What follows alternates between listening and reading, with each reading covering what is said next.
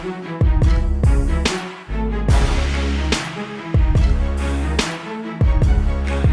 ಸ್ನೇಹಿತರೆ, welcome to my channel. ಈ ವಿಡಿಯೋದಲ್ಲಿ ರಾಜ್ಯ ಸರ್ಕಾರವು ರಾಜ್ಯದ ಮಹಿಳೆಯರಿಗೆ ಭರ್ಜರಿ ಗುಡ್ ನ್ಯೂಸ್ ನೀಡಿದೆ. ಹೌದು ಸ್ನೇಹಿತರೆ, ಮಹಿಳೆಯರಿಗೆ ಈ ಯೋಜನೆಯ ಮೂಲಕ ಸ್ವಂತ ಉದ್ಯೋಗ ಮಾಡಿಕೊಳ್ಳುವುದಕ್ಕಾಗಿ 3 ಲಕ್ಷ ರೂಪಾಯಿವರೆಗೂ ಲೋನ್ ಸಿಗುತ್ತದೆ. ಇದರಲ್ಲಿ 1,50,000 ರೂಪಾಯಿ ಸಬ್ಸಿಡಿ ಇರುತ್ತದೆ. ಅಂದ್ರೆ 18 ವರ್ಷ ಮೇಲ್ಪಟ್ಟ ಮಹಿಳೆಯರು ಈ ಯೋಜನೆಗೆ ಅರ್ಜಿ ಸಲ್ಲಿಸಬಹುದು. ಹಾಗಾದರೆ ಈ ಯೋಜನೆ ಯಾವುದು, ನೀವು ಎಲ್ಲಿ ಅರ್ಜಿ ಸಲ್ಲಿಸಬೇಕು ಎಂಬುದರ ಬಗ್ಗೆ ನಾವು ಡೀಟೇಲ್ ಆಗಿ ಈ ವಿಡಿಯೋದಲ್ಲಿ ನೋಡೋಣ. ಇನ್ನು ಇದರ ಜೊತೆಗೆ ಕೇಂದ್ರ ಸರ್ಕಾರವು ಜನ್ಧನ್ ಅಕೌಂಟ್ ಇದ್ದವರಿಗೆ ಭರ್ಜರಿ ಗುಡ್ ನ್ಯೂಸ್ ನೀಡಿದೆ. ಹೌದು ಸ್ನೇಹಿತರೆ, ಜೀರೋ ಅಕೌಂಟ್ ಇದ್ದರೂ ಕೂಡ ನೀವು 10,000 ರೂಪಾಯಿವರೆಗೂ ಅಮೌಂಟ್ ತೆಗೆದುಕೊಳ್ಳಬಹುದು. ಇನ್ನು ಇದರ ಜೊತೆಗೆ ನಿಮಗೆ 2 ಲಕ್ಷ ರೂಪಾಯಿವರೆಗೂ ಇನ್ಸೂರೆನ್ಸ್ ಕವರೇಜ್ ಕೂಡ ಸಿಗುತ್ತದೆ. ಹಾಗಾದರೆ ಈ 10,000 ರೂಪಾಯಿ ನೀವು ಹೇಗೆ ಪಡೆದುಕೊಳ್ಳಬಹುದು, 2 ಲಕ್ಷ ರೂಪಾಯಿ ಇನ್ಸೂರೆನ್ಸ್ ಕವರೇಜ್ ನಿಮ್ಗೆ ಹೇಗೆ ಸಿಗುತ್ತೆ ಎಂಬುದರ ಬಗ್ಗೆ ಡೀಟೇಲ್ ಆಗಿ ನಾವು ಈ ವಿಡಿಯೋದಲ್ಲಿ ನೋಡೋಣ. ಅದಕ್ಕೂ ಮುಂಚೆ ನೀವಿನ್ನು ನಮ್ಮ ಚಾನೆಲ್ಗೆ ಸಬ್ಸ್ಕ್ರೈಬ್ ಆಗಿಲ್ಲವೆಂದರೆ ಈಗಲೇ ಸಬ್ಸ್ಕ್ರೈಬ್ ಆಗ್ಬೋದಲ್ವಾ? ನೀವಿನ್ನು ವಿಡಿಯೋಗೆ ಲೈಕ್ ಮಾಡಿಲ್ಲವೆಂದರೆ ಈಗಲೇ ಲೈಕ್ ಮಾಡಿ ಮತ್ತು ವಿಡಿಯೋನ ಸ್ಕಿಪ್ ಮಾಡದೆ ಕೊನೆ ತನಕ ನೋಡಿ. ಕೇಂದ್ರ ಸರ್ಕಾರದ ಯೋಜನೆಯ ಬಗ್ಗೆ ತಿಳಿಸಲಾಗುತ್ತಿದೆ. ಹಲವು ರೀತಿಯ ಯೋಜನೆಗಳನ್ನು ಸರ್ಕಾರವು ಜನಸಾಮಾನ್ಯರಿಗಾಗಿ ಜಾರಿಗೆ ತರುತ್ತಲಿದೆ. ಅದರಂತೆ ಪ್ರಧಾನಮಂತ್ರಿಯವರು ಹಿಂದುಳಿದ ಜನರಿಗೆ ಹಾಗೂ ಬಡವರಿಗೆ ಆರ್ಥಿಕ ಸಹಾಯವನ್ನ ನೀಡಲು ಸರ್ಕಾರ ಜನ್ಧನ್ ಯೋಜನೆಯನ್ನ ಪ್ರಾರಂಭಿಸಿದೆ. ಕೇಂದ್ರ ಸರ್ಕಾರವು ಈ ಯೋಜನೆಯ ಅಡಿಯಲ್ಲಿ ಖಾತೆಯನ್ನ ರಚಿಸಿಕೊಂಡ ಎಲ್ಲರಿಗೂ ನೇರವಾಗಿ 10,000 ವರ್ಗಾವಣೆಯನ್ನ ಮಾಡಲು ನಿರ್ಧರಿಸಿದೆ. ಇದರ ಜೊತೆಗೆ ಬ್ಯಾಂಕಿಂಗ್ ವ್ಯವಸ್ಥೆಯೊಂದಿಗೆ ಪ್ರತಿಯೊಬ್ಬ ವ್ಯಕ್ತಿಯನ್ನ ಸಂಪರ್ಕಿಸಲು ಜನ್ಧನ್ ಯೋಜನೆಯನ್ನ ಪ್ರಾರಂಭಿಸಲಾಗಿದೆ. ಹಾಗಾದ್ರೆ ಈ ಯೋಜನೆಗೆ ಹೇಗೆ ಅರ್ಜಿ ಸಲ್ಲಿಸಬೇಕು, ಈ ಯೋಜನೆ ಹೇಗೆ ಪ್ರಾರಂಭವಾಯಿತು ಎಂಬುದರ ಸಂಪೂರ್ಣ ಮಾಹಿತಿಯನ್ನ ಈ ವಿಡಿಯೋದಲ್ಲಿ ನೋಡೋಣ ಬನ್ನಿ. ಪ್ರಧಾನಮಂತ್ರಿ ಜನ್ಧನ್ ಯೋಜನೆ ಕೇಂದ್ರ ಸರ್ಕಾರವು ಬ್ಯಾಂಕಿಂಗ್ ಸೌಲಭ್ಯಗಳನ್ನು ಹಿಂದುಳಿದವರು ಮತ್ತು ಬಡವರಿಗೆ ಒದಗಿಸುವ ಉದ್ದೇಶದಿಂದ ಹಾಗೂ ಆರ್ಥಿಕ ಒಳಗೊಳ್ಳುವಿಕೆಯ ಉದ್ದೇಶದಿಂದ ಕೇಂದ್ರ ಸರ್ಕಾರವು ಪ್ರಧಾನಮಂತ್ರಿ ಜನ್ಧನ್ ಯೋಜನೆಯನ್ನು ಪ್ರಾರಂಭಿಸಿದೆ. 500 ಮಿಲಿಯನ್ಗಿಂತಲೂ ಹೆಚ್ಚು ಅಂದರೆ 50 ಕೋಟಿಗೂ ಹೆಚ್ಚು ಖಾತೆಗಳನ್ನು ಕೇಂದ್ರ ಸರ್ಕಾರವು ಈ ಯೋಜನೆಯಲ್ಲಿ ತೆರೆದಿದೆ. 2.03 ಲಕ್ಷ ಕೋಟಿಗೂ ಹೆಚ್ಚು ಹಣವನ್ನು ಈ ಖಾತೆಯಲ್ಲಿ ನೋಡಬಹುದಾಗಿದೆ. ಇತ್ತೀಚಿನ ವರದಿಯ ಪ್ರಕಾರ ಆಗಸ್ಟ್ 9, 2023 ವೇಳೆಗೆ ಬ್ಯಾಂಕ್ ಬಿಡುಗಡೆ ಮಾಡಿದ ಮಾಹಿತಿ ಆಧಾರದ ಮೇಲೆ 50 ಕೋಟಿ ಜನ್ಧನ್ ಖಾತೆಗಳ ಸಂಖ್ಯೆ ದಾಟಿದೆ ಎಂದು ಹಣಕಾಸು ಸಚಿವಾಲಯವು ತಿಳಿಸಿದೆ. 67% ಗ್ರಾಮೀಣ ಅಥವಾ ನಗರ ಪ್ರದೇಶಗಳಲ್ಲಿ ಹಾಗೂ 56% ಮಹಿಳೆಯರಿಗಾಗಿ ಈ ಖಾತೆಗಳನ್ನು ತೆರೆಯಲಾಗಿದೆ. ಜನ್ಧನ್ ಖಾತೆಯ ಓವರ್ ಡ್ರಾಫ್ಟ್ 10,000 ರೂಪಾಯಿಗಳ ಓವರ್ ಡ್ರಾಫ್ಟ್ ಸೌಲಭ್ಯವನ್ನು ಜನ್ಧನ್ ಖಾತೆಯಲ್ಲಿ ಬ್ಯಾಲೆನ್ಸ್ ಇಲ್ಲದಿದ್ದರೂ ಸಹ ಪಡೆಯಬಹುದಾಗಿದೆ. ಈ ಸೌಲಭ್ಯದ ಪ್ರಯೋಜನವನ್ನು ಪಡೆಯಬೇಕಾದರೆ ಖಾತೆಯನ್ನ ಹೊಂದಿದವರು ಕನಿಷ್ಠ 6 ತಿಂಗಳ ಹಳೆಯ ಖಾತೆಯಾಗಿರಬೇಕು. 6 ತಿಂಗಳಿಗಿಂತ ಹೆಚ್ಚು ಜನ್ಧನ್ ಖಾತೆಯು ಹಳೆಯದಾಗಿದ್ದರೆ ಓವರ್ ಡ್ರಾಫ್ಟ್ ಸೌಲಭ್ಯವನ್ನು ಅವರು ಸ್ವಯಂ ಚಾಲಿತವಾಗಿ ಪಡೆಯುತ್ತಾರೆ. ಇದಾದ ನಂತರ ಓವರ್ ಡ್ರಾಫ್ಟ್ ಅಡಿಯಲ್ಲಿ ನೀವು ಯಾವಾಗ ಬೇಕಾದರೂ 10,000 ರೂಪಾಯಿಗಳನ್ನು ಹಿಂಪಡೆಯಬಹುದು. ಅದೇ ಸಮಯದಲ್ಲಿ 2,000 ರೂಪಾಯಿಗಳ ಓವರ್ ಡ್ರಾಫ್ಟ್ನ ಸುಲಭವನ್ನು ನೀವು ಖಾತೆಯನ್ನು ತೆರೆದ ತಕ್ಷಣ ಪಡೆಯಬಹುದಾಗಿದೆ. ಜನ್ಧನ್ ಖಾತೆಯ ಸೌಲಭ್ಯಗಳು. ಜನ್ಧನ್ ಖಾತೆಯಲ್ಲಿ ಅನೇಕ ಸೌಲಭ್ಯಗಳನ್ನು ಪಡೆಯಬಹುದಾಗಿದೆ. ನೀವು ಯಾವುದೇ ಬ್ಯಾಂಕ್ನಲ್ಲಿ ನಿಮ್ಮ ಖಾತೆಯನ್ನು ಪ್ರಧಾನಮಂತ್ರಿ ಜನ್ಧನ್ ಯೋಜನೆಯ ಅಡಿಯಲ್ಲಿ ತೆರೆಯಬಹುದಾಗಿದೆ. ಖಾತೆಯ ಉಳಿದಂತೆ ಠೇವಣಿ ಮಾಡಿದ ಮೊತ್ತದ ಬಡ್ಡಿಯ ಸೌಲಭ್ಯವನ್ನು ನೀವು ಈ ಯೋಜನೆಯಡಿಯಲ್ಲಿ ಪಡೆಯಬಹುದಾಗಿದೆ.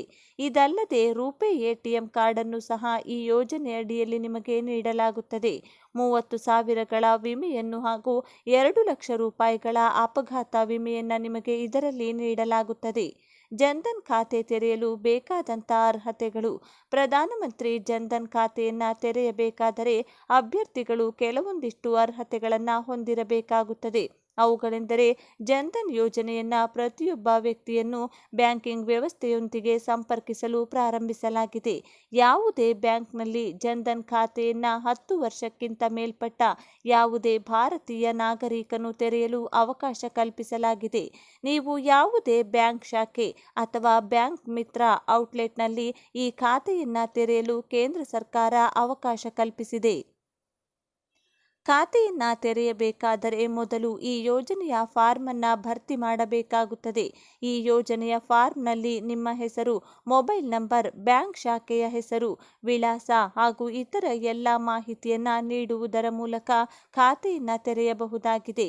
ಹೀಗೆ ಕೇಂದ್ರ ಸರ್ಕಾರವು ಭಾರತದಲ್ಲಿರುವ ಬಡವರು ಹಾಗೂ ಆರ್ಥಿಕವಾಗಿ ಹಿಂದುಳಿದಂತಿರುವ ವ್ಯಕ್ತಿಗಳಿಗೆ ಈ ಯೋಜನೆಯ ಅಡಿಯಲ್ಲಿ ಖಾತೆಯನ್ನ ತೆರೆಯುವುದರ ಮೂಲಕ ಅವರ ಬ್ಯಾಂಕ್ ಖಾತೆಗೆ 10,000 ಓವರ್ ಡ್ರಾಫ್ಟ್ ಹಣವನ್ನು ನೀಡಲು ನಿರ್ಧರಿಸಿದೆ.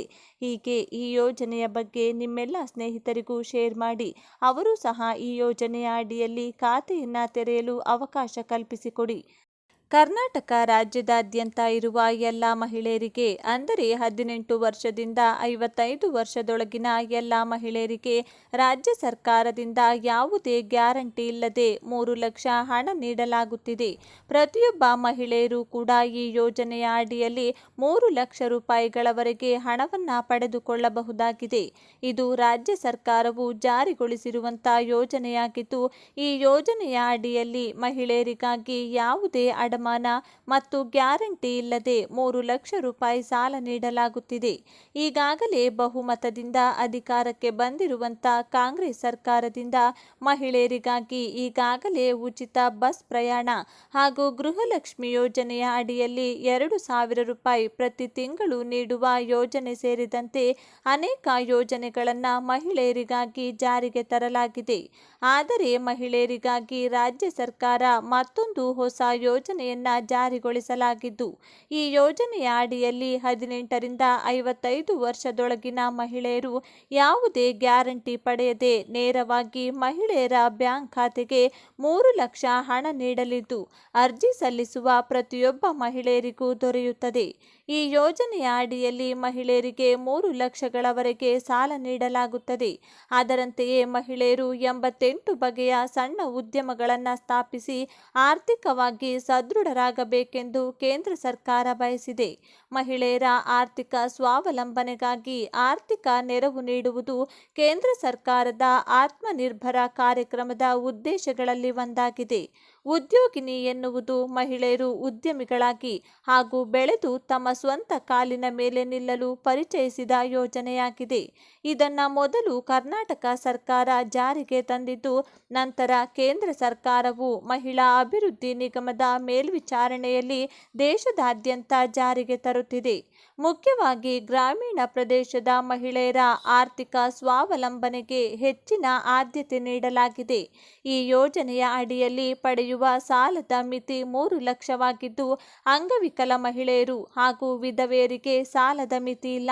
ಅವರು ಸ್ಥಾಪಿಸುವ ವ್ಯವಹಾರ ಅವರು ತಮ್ಮ ವಿದ್ಯಾರ್ಹತೆಯ ಆಧಾರದ ಮೇಲೆ ಹೆಚ್ಚಿನ ಸಾಲವನ್ನು ನೀಡುತ್ತಾರೆ. ಅಂಗವಿಕಲರು, ವಿಧವೆಯರು ಮತ್ತು ದಲಿತ ಮಹಿಳೆಗೆ ಸಂಪೂರ್ಣ ಬಡ್ಡಿರಹಿತ ಸಾಲ ನೀಡಲಾಗುತ್ತದೆ. ಇತರ ವರ್ಗಗಳಿಗೆ ಸೇರಿದ ಮಹಿಳೆಯರಿಗೆ 10% ರಿಂದ ಹಿಡಿದು 12% ಬಡ್ಡಿ ದರದಲ್ಲಿ ಸಾಲ ನೀಡಲಾಗುತ್ತದೆ. ಈ ಬಡ್ಡಿ ದರವು ಮಹಿಳೆಯರು ಸಾಲವನ್ನು ಪಡೆಯುವ ಬ್ಯಾಂಕ್ನ ನಿಯಮಗಳ ಮೇಲೆ ಅವಲಂಬಿತವಾಗಿರುತ್ತದೆ. ಕುಟುಂಬದ ವಾರ್ಷಿಕ ಆದಾಯವನ್ನು ಆಧರಿಸಿ 30% ಸಹಾಯಧನವನ್ನು ನೀಡಲಾಗುತ್ತದೆ. 18 ವರ್ಷದಿಂದ 55 ವರ್ಷದೊಳಗಿನ ಎಲ್ಲ ಮಹಿಳೆಯರು ಈ ಯೋಜನೆಗೆ ಅರ್ಹರು.